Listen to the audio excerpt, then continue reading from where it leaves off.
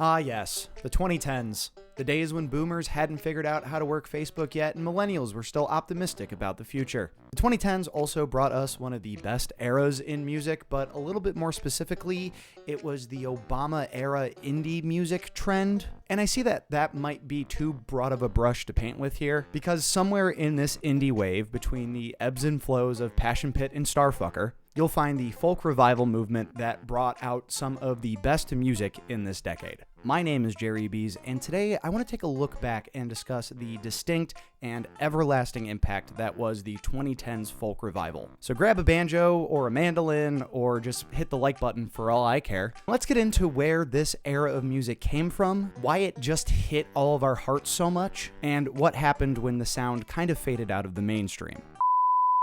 When I say the 2010s folk revival, I'm not implying at all that folk didn't exist at the time or even the decades prior. I could wax poetic about the prose of Woody Guthrie, Bob Dylan, Joni Mitchell, or all the other legends of folk, but by the 2000s, we were all hooked on the bands. You know, bands like The Strokes or The White Stripes as far as indie rock was concerned. Groups like the aforementioned Passion Pit and Foster the People would come out and shine from the indie scene, but they really used a lot of the electronic pop sounds that were already found on the Billboard charts. All the indie folk you'd be able to find would be in the clutches of flannel-wearing baristas who would rather die than tell you about their favorite folk acts. You know, they'd be risking their coolness if anybody else found out about them. Of course, now that enough time has passed, we now know the early 2000s brought us some folkier acts like Fleet Foxes, Bon Iver, Sufjan Stevens, and Iron and Wine, just to name a few. You'd have some breakout hits here and there from these groups, but there was no large mainstream push coming out of the folk scene just yet. If this were third wave ska, we'd be in the Mighty Mighty Boss Tones on the Clueless soundtrack stage of the trend. But then one day in 2010, when I was listening to the radio on an alarm clock that kind of looked like this, I would hear something that would change my musical journey forever.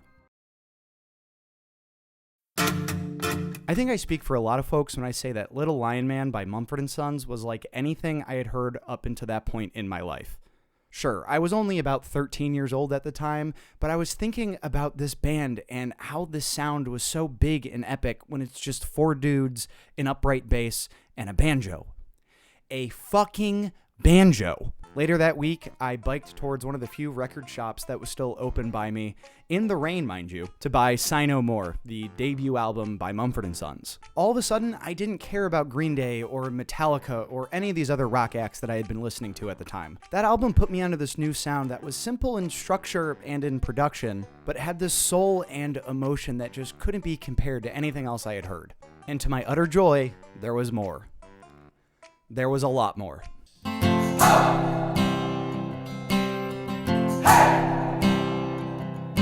Stomp Clap indie folk was suddenly all anybody wanted to listen to. That first big Lumineers record and the ridiculous success of their song Ho Hey really seemed to be the guiding light for all these other bands.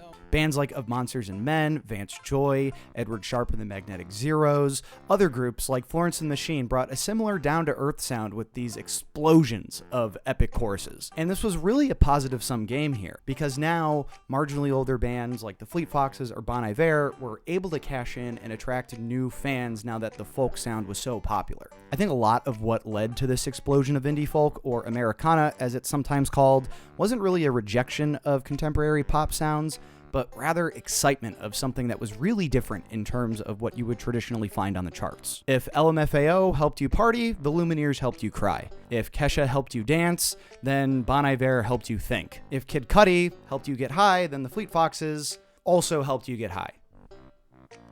Fleet Foxes helped me get high, everyone. Editing Bees here. And while we're discussing what we like to do while listening to certain artists from the 2010s, I just thought I'd stop here real quick just to say thank you to our partners at Ground News. Ground News helps me sift through the noise of partisan nonsense by combining news from around the world in one place so you can compare the political biases therein for yourself. For every news source, you can see if they have a political bias, how reliable their reporting is, and perhaps most importantly, who owns owns them. Their blind spot feature is probably my favorite aspect of Ground News, as it highlights news that may be disproportionately covered by just one side of the political spectrum. I find that Ground News is the perfect tool to get you thinking freely about the news coverage that inundates our timelines and really our daily lives. Click the link in my description to get 40% off the Vantage subscription to Ground News, which unlocks unlimited article access, ownership data, and factuality ratings. Remember, your subscription not only helps my channel, but it also supports Ground News as they make the media landscape more transparent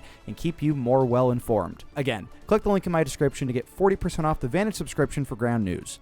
Now, back to the video. But it wasn't just commercial success. The quote-unquote critical success of the genre garnered Mumford & Sons' sophomore effort, Babel, Album of the Year at the Grammys in 2013. And for what it's worth, in 2012, the American Idol winner Philip Phillips leaned into the sound with his debut single Home, which became a smash hit in its own right. I think between Home by Philip Phillips and Home by Edward Sharpe and the Magnetic Zeros, you can really pick your poison between these two stomp clap tracks. You may disregard this whole scene as a trend, but in addition to just being a fresher sound on the radio, folks in the 2010s were still reeling from the recession, and that meant focusing on the basics and essentials just to get through the day. I think this is reflected in the success of the indie folk trend, as it was simpler and maybe even a little bit more thoughtful. When it was optimistic, it was contagious, but when it was sad, it was a gut punch, but you felt kind of nice knowing that other people were suffering with you. But like the third wave ska trend that we mentioned earlier, explosive music trends like this have an inevitable expiration. At the time, a lot of people correctly pegged the indie folk sound as a fad,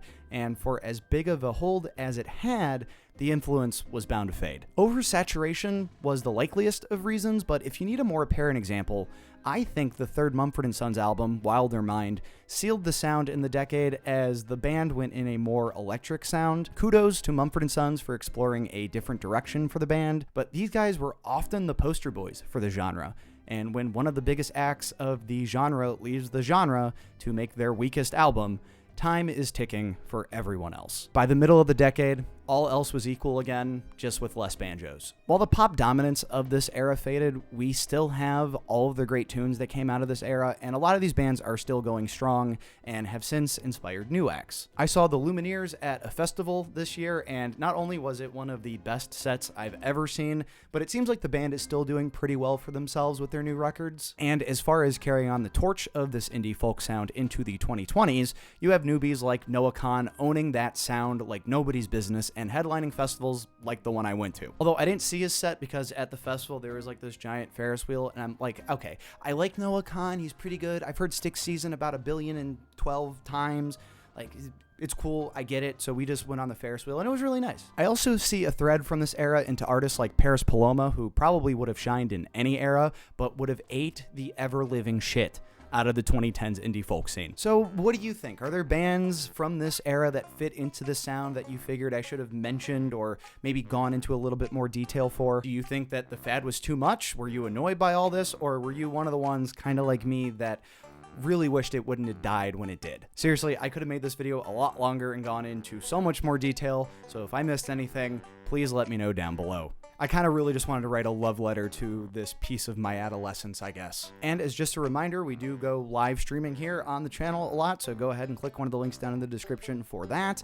And if you want to see any of my videos before they come out on YouTube, go ahead and check out my Patreon, where tiers start at just $1. And again, special thanks to our friends at Ground News. Click the link in my description to get 40% off the Vantage plan. But with all that said, I've been Jerry Bees. You've been awesome. Take it easy.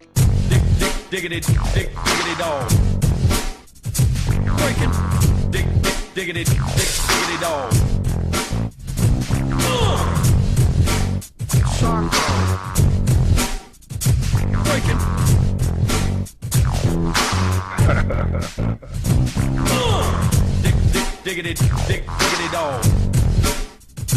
Breaking. Diggity dog.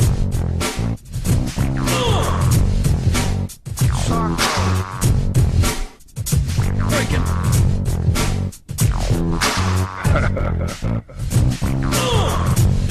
Diggity dog.